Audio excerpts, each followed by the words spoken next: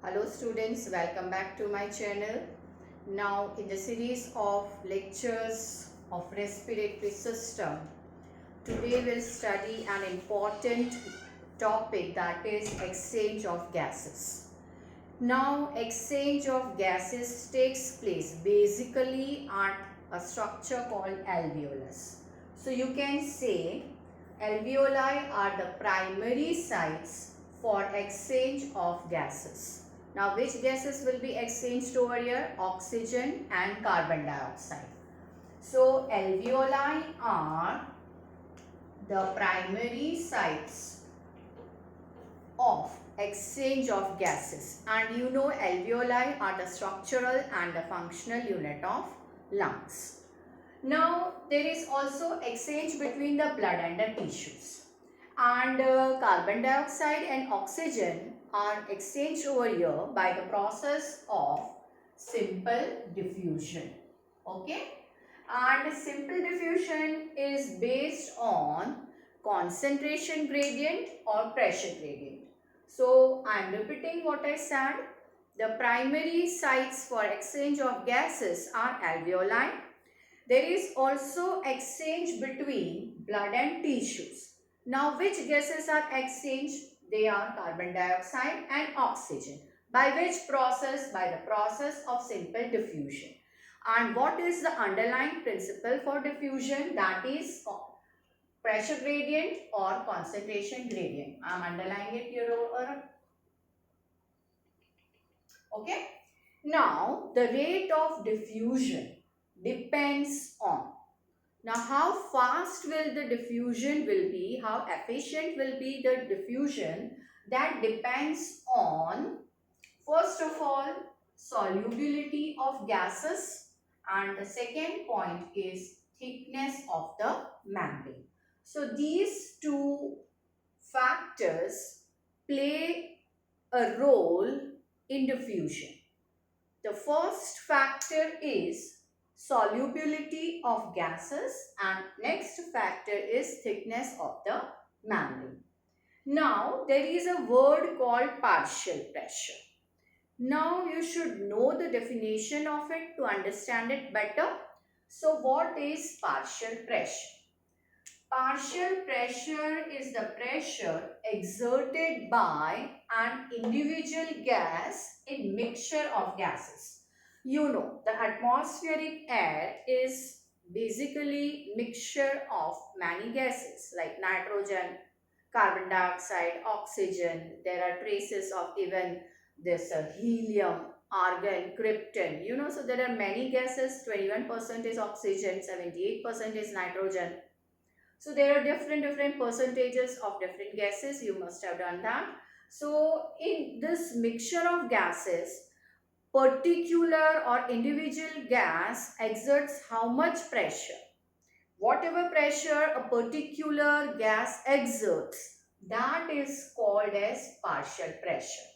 And you denote it like PO2, that is partial pressure of oxygen, and PCO2, that is partial pressure of carbon dioxide.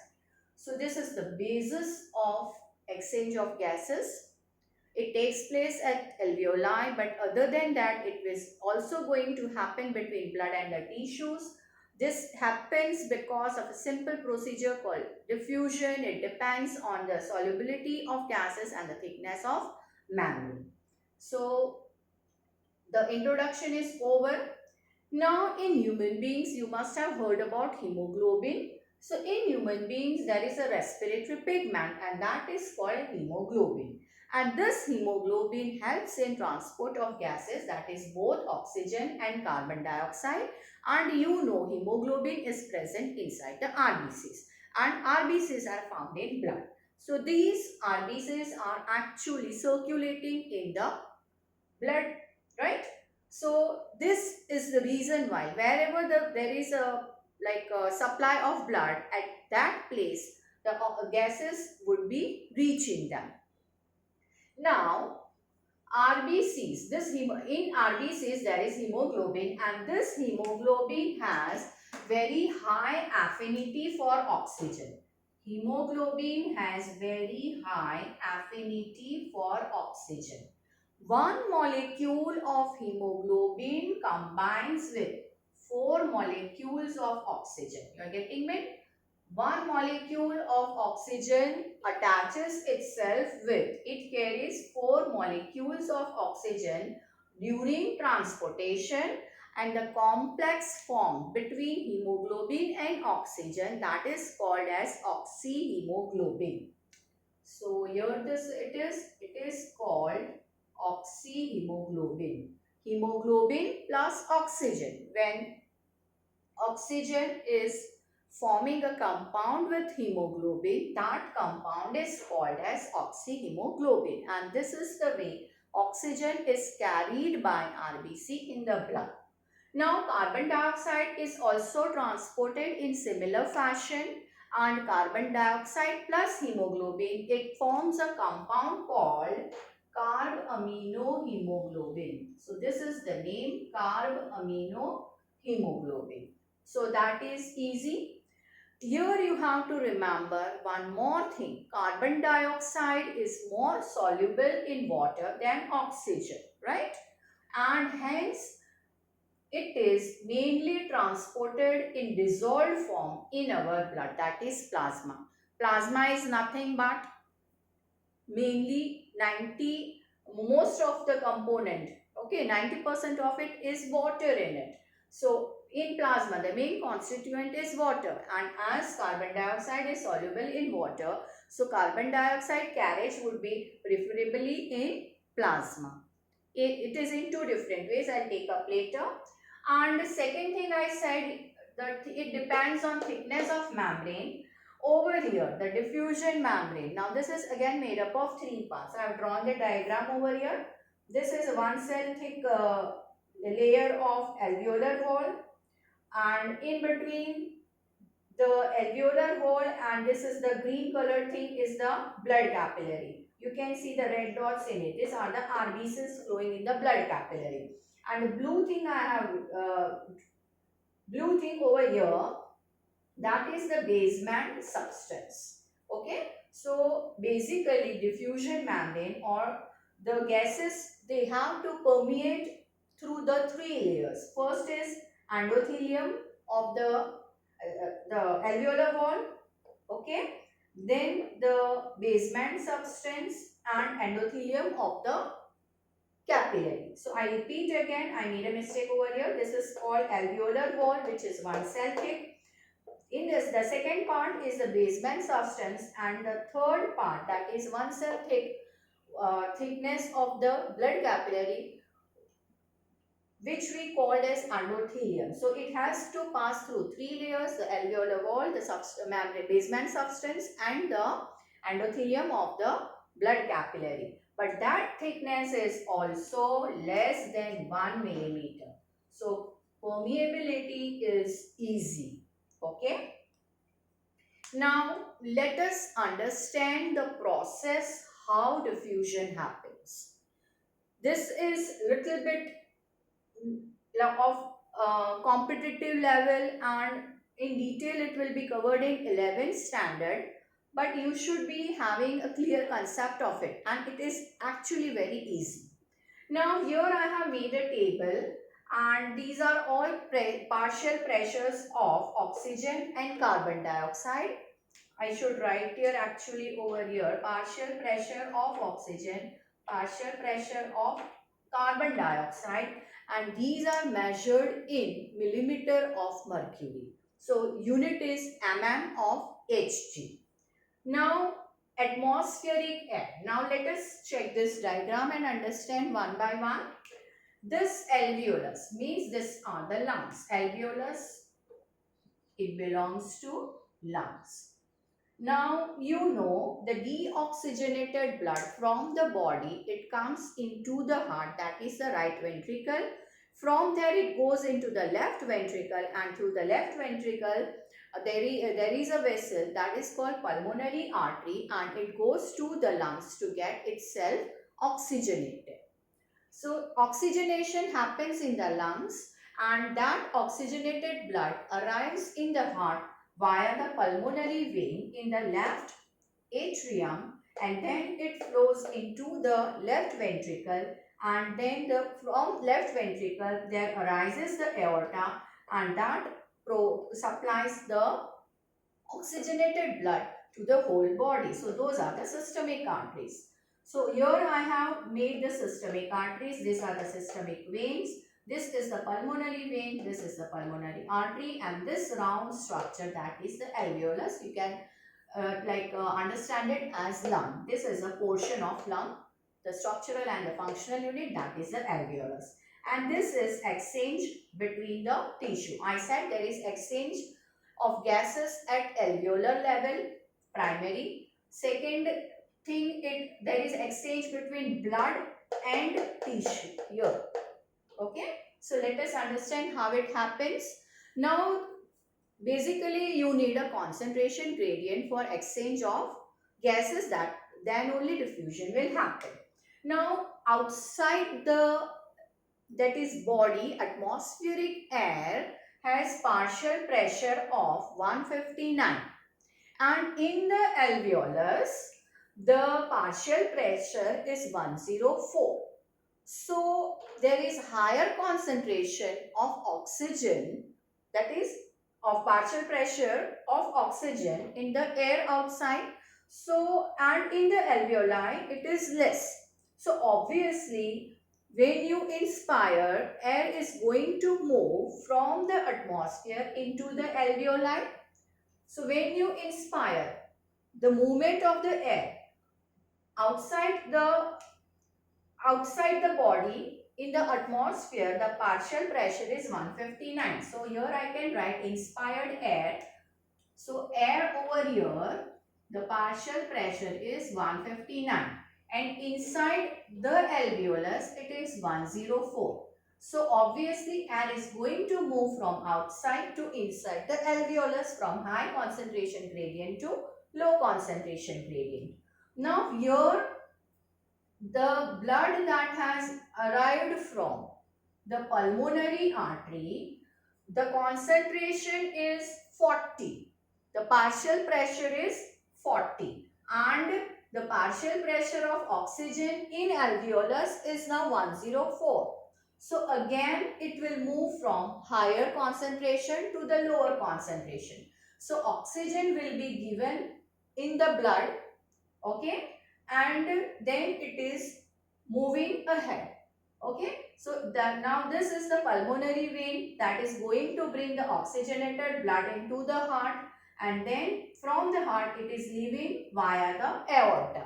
So the partial pressure now in the, from the aorta there would be rise of many systemic arteries, and the partial pressure in this systemic arteries is 95 millimeter of mercury. Now these systemic arteries are going to supply the tissues, and the concentration, that is partial pressure of oxygen in tissues, is over here. I have written that is 40.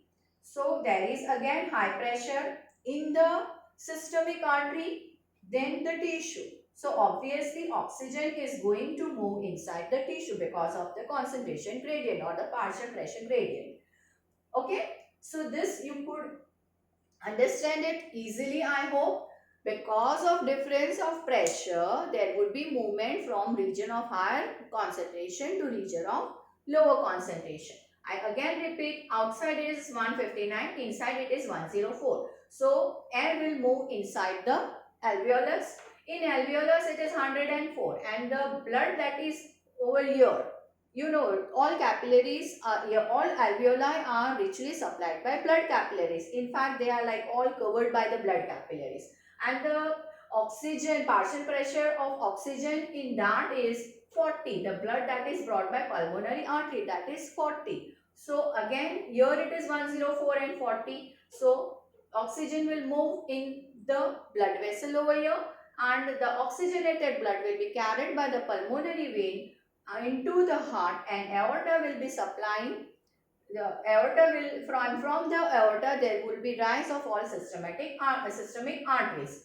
The partial pressure in systemic arteries is 95, and at tissue level it is 40. So again oxygen will move from the systemic artery into the tissues. At that time, the pressure, now it is reverse. Now pressure inside due to metabolism that had been done in the cell, the partial pressure of carbon dioxide over here is 45 and in the blood at that time it is 40, right? The oxygenated blood that is bringing the oxygen, it is having oxygen as well as carbon dioxide. You may observe here, systemic arteries, it has partial pressure of oxygen that is 95.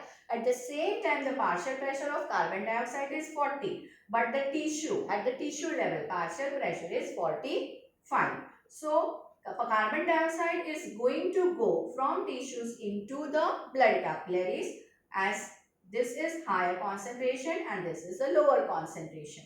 Then from here, as you can see, now this 45, okay, now this is 45 now, and then it is moving, now it is carried to the heart and via the pulmonary artery. Here it is 40, in pulmonary artery it is 45, partial pressure is 45.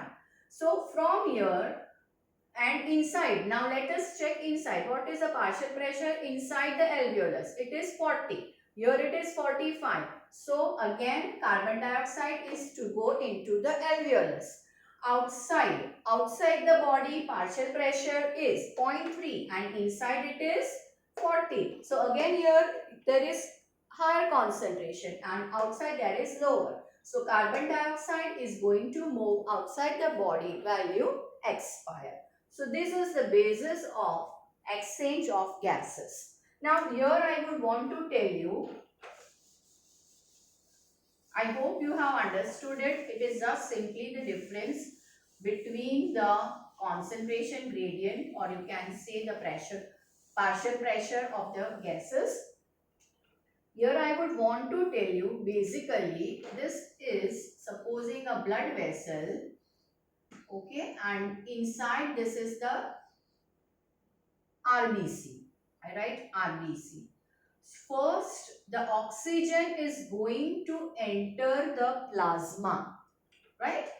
The fluid part of blood is plasma. First, it is going to enter the plasma and equate the concentration. Then again, there will be concentration gradient between plasma and RBC. And from plasma, oxygen is going to enter the RBC and form oxyhemoglobin. I hope this is clear with you. This is very simple concept. First, it has to enter the plasma and from plasma, it is going to enter the RBC. Now, you get a common question, how oxygen and carbon dioxide are transported. You know it is by through plasma with the help of RBC. I just give you the values. Oxygen is transported 90% of it in form of oxyhemoglobin and 3% that is in plasma. Oxygen is transported 90% of it in the form of oxyhemoglobin, 3% in plasma. Now let us check about carbon dioxide. Carbon dioxide in plasma, it is about, this is dissolved in plasma. I will write dissolved in plasma. As I already told you, it has higher solubility in water than oxygen. So this can dissolve in water. So dissolved form in plasma, the value is 5 to 7%.